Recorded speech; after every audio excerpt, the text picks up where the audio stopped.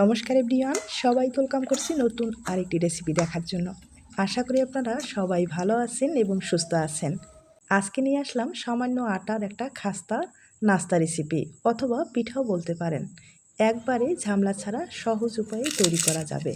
খেতে যে এতটা ভালো হয়, আপনারা একবার তৈরি করে খেলে বারবার খেতে ইচ্ছে করবে। তাছাড়া এই খাস্তা নাস্তাটা একবার তৈরি করে রেখে এক সপ্তাহ পর্যন্ত সংরক্ষণ করে খাওয়া যাবে।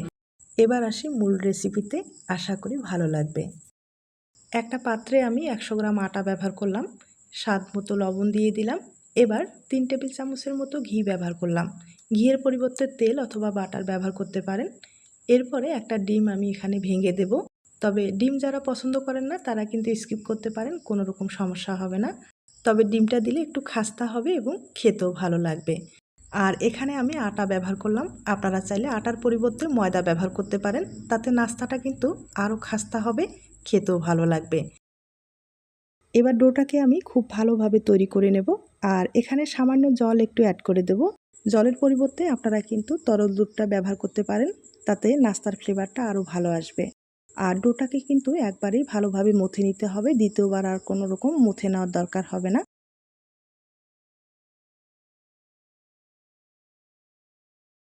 আর এই ডোগুলো একটু নরম রাখতে হয়। নরম রাখলে খুব তাড়াতাড়ি সেট হয়ে যাবে। আর যদি শক্ত করেন সেক্ষেত্রে আধা ঘন্টার মতো সময় লেগে যেতে পারে। আর নরম রাখলে 5 থেকে 10 মিনিটের মতো হলেই খুব সহজেই ডোটা সেট হয়ে যাবে। এখন ডোটাকে একটা ঢাকনা দিয়ে 5 মিনিটের মতো রেস্টে রেখে দিব। এখন যেটা করতে হবে, এর ফাঁকে আমি পুরটা তৈরি করে নেব। আর পুর হিসাবে ব্যবহার করব এখানে নারকেল এবং গুড়। আপনারা আপনাদের পছন্দ মতো পুর ব্যবহার করতে পারেন।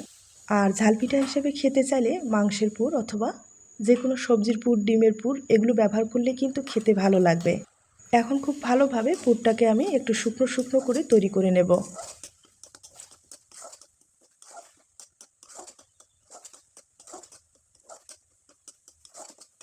পুরটা আমি একটু সময় নিয়ে ভালোভাবে তৈরি করে নিলাম, একবার শুকনো করে তৈরি করে নিলাম।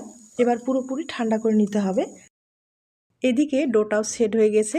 এবার লম্বালম্বি করে ছোট ছোট করে পিস করে কেটে নিতে হবে।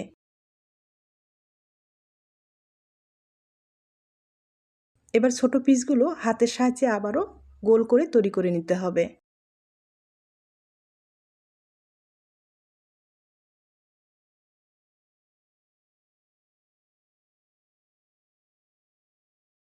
এখানে আমার মোট 8টা পিস হয়েছে। এই 8টা পিসে এখন রুটি বেলে নিতে হবে। আর বেলার সুবিধার্থে এখানে আটা অথবা ময়দা ব্যবহার করতে পারেন। আমি আটা ব্যবহার করলাম। আর যতটুকু সম্ভব একটু পাতলা করেই বেলে নিব।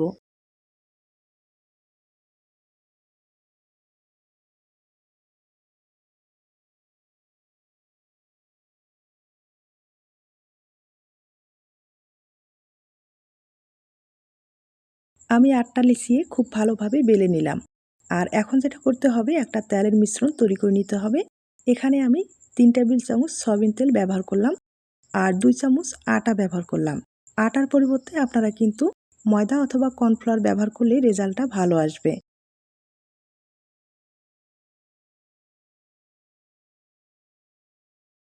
আমি তেলের মিশ্রণটা খুব ভালোভাবে তৈরি করে নিলাম। এবার রুটিতে ব্যবহার করতে হবে। আর একটা একটা ধাপে ধাপে কিন্তু সাজাতে হবে। অবশ্যই এই আটা তেলের মিশ্রণটা ব্যবহার করতে হবে, নাহলে খাস্তা হবে না এবং খেতেও ভালো লাগবে না। আমি প্রত্যেকটা রুটির সাথে এভাবে একটু করে তেলের মিশ্রণ দেব আর ধাপে ধাপে রুটিগুলো সাজিয়ে নেব।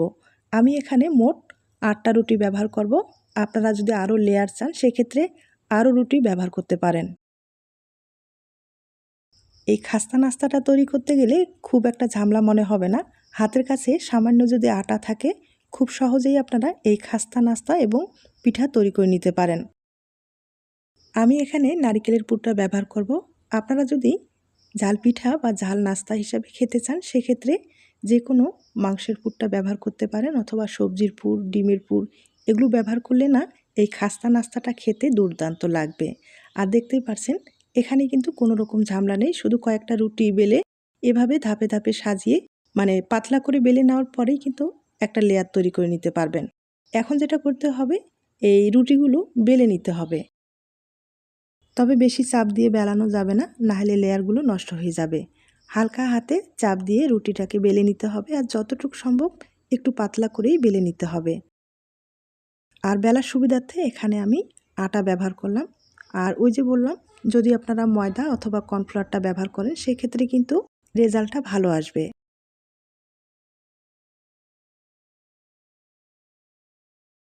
আর এই রুটিটা যত পাতলা করে বেলে নিতে পারেন ততটাই কিন্তু লেয়ারগুলো পাতলা হবে, ভাজার ক্ষেত্রে খাস্তা হবে এবং খেতে খুব ভালো লাগবে। তার জন্য অবশ্যই হালকা হাতে এভাবে কিন্তু পাতলা করে বেলে নিতে হবে। আমি আবারও বলছি, চাপ দিয়ে বেলবেন না, যত হালকা হাতে বেলে নেবেন ততটাই কিন্তু ভালো হবে।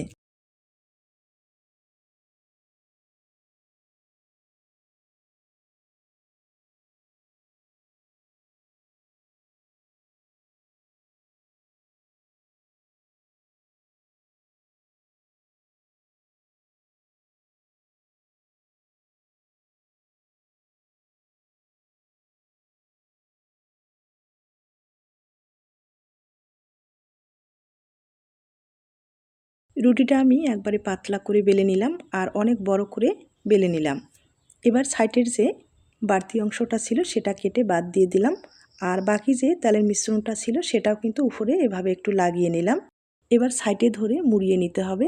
তবে মুড়িয়ে নেওয়ার ক্ষেত্রে অবশ্যই টাইট করে মুড়িয়ে নিতে হবে, তাহলে লেয়ারগুলো কিন্তু কোনোভাবে ফাঁকা থাকবে না, দেখতে ভালো লাগবে।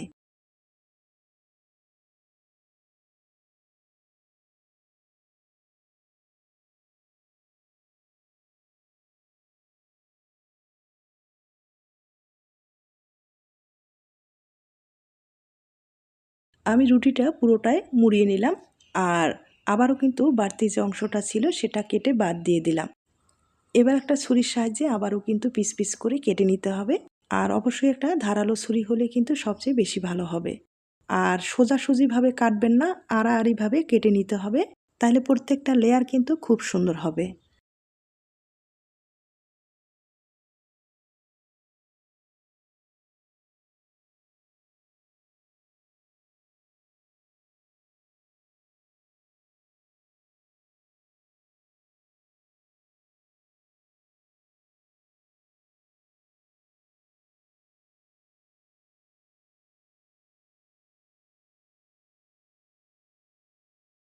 আমি সবগুলো কেটে নিলাম।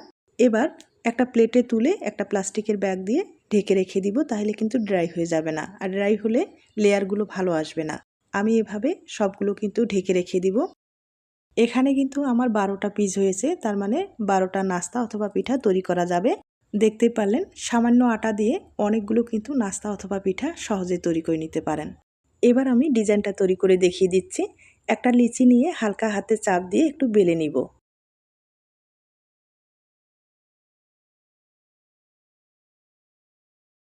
লিচিটাকে আমি বেলে নিলাম, এবার এক সাইডে রেখে দিব। আর রুটিটা বেলে নেওয়ার সময় যে বাড়তি অংশটা আমি কেটে বাদ দিয়েছিলাম সেটা কিন্তু এখন ব্যবহার করব, আর এটা সাপোর্ট হিসাবে ব্যবহার করব। আর এটাও কিন্তু রুটিটা আমি পাতলা করে বেলে নিলাম, মাঝখানে পুর ব্যবহার করব। অবশ্যই কিন্তু আটার পেস্ট লাগিয়ে নিতে হবে, না হলে ভাজার ক্ষেত্রে পুরোটাই কিন্তু খুলে আসবে। আটার পেস্টটা একটু ঘন করে তৈরি করবেন আর এভাবে লাগিয়ে নিতে হবে। এবার লেয়ার করা যে পিঠাটা সেটা কিন্তু উপরে এভাবে দিয়ে দিতে হবে, হালকা হাতে চাপ দিয়ে বসাতে হবে। আর যেহেতু আটার পেস্ট দেওয়া হয়েছে এখানে কিন্তু খুলে আসার চান্স নেই। এখন যে বাড়তি অংশটা আছে সেটা কিন্তু কেটে বাদ দিয়ে দিতে হবে।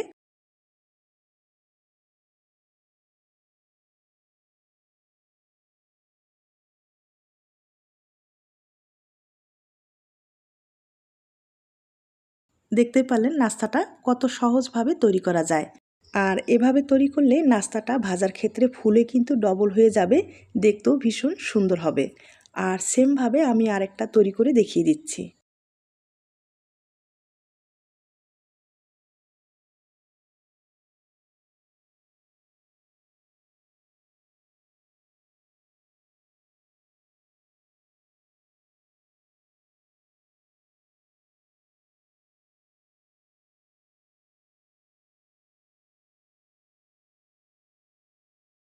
এই নাস্তায় পুরটা কিন্তু একটু বেশি ব্যবহার করলে পিঠাটা দেখতেও ভালো লাগবে এবং খেতেও ভালো লাগবে। সেমভাবে আটার পেস্টটা কিন্তু ভালোভাবে লাগিয়ে নিতে হবে। আর আমি আবারও বলছি, আটার পেস্টটা কিন্তু ভালোভাবে লাগাতে হবে, নাহলে ভাজার ক্ষেত্রে খুলে আসবে, আর খুলে আসলে তেলটাও নষ্ট হয়ে যাবে এবং নাস্তাটাও নষ্ট হয়ে যাবে।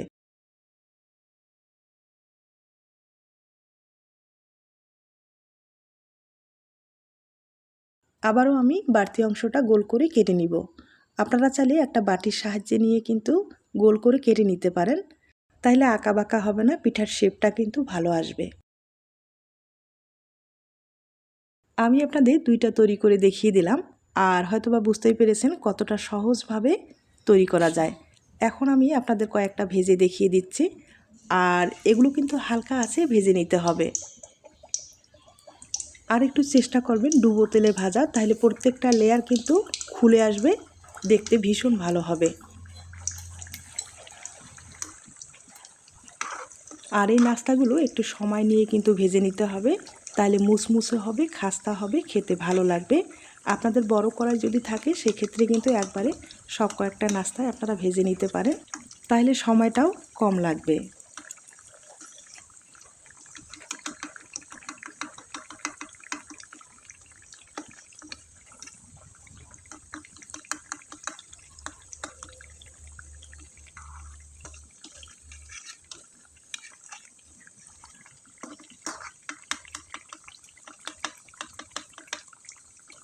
নাস্তাটা এক পাশে হয়ে গেছে, আর দেখতেই পাচ্ছেন লেয়ারগুলো কতটা সুন্দর হয়েছে।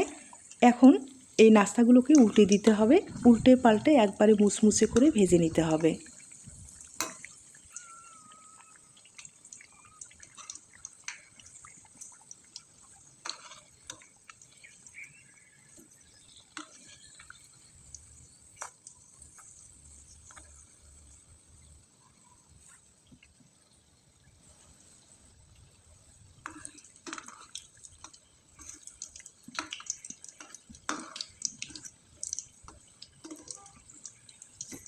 নাস্তাটা কিন্তু প্রায় হয়ে গেছে।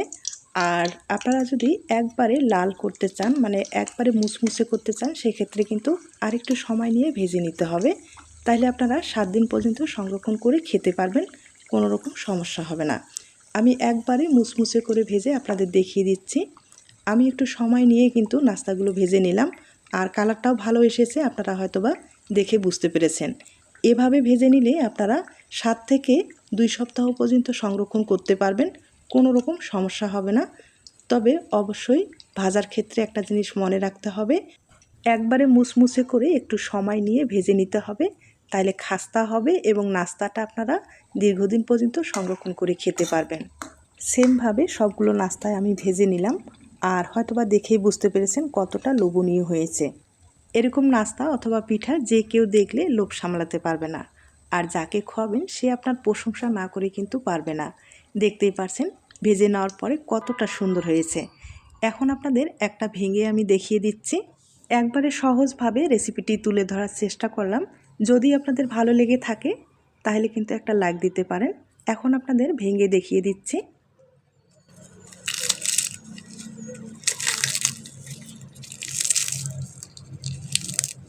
আর এই নাস্তাগুলো না, আপনারা যদি 2 সপ্তাহ পর্যন্ত এভাবে সংরক্ষণ করে রেখে দেন, মুসমুসে যে ভাবটা সেটা কিন্তু রয়ে যাবে। আর দেখতেই পারছেন কতটা খাস্তা হয়েছে আর কতটা লোভনীয় হয়েছে।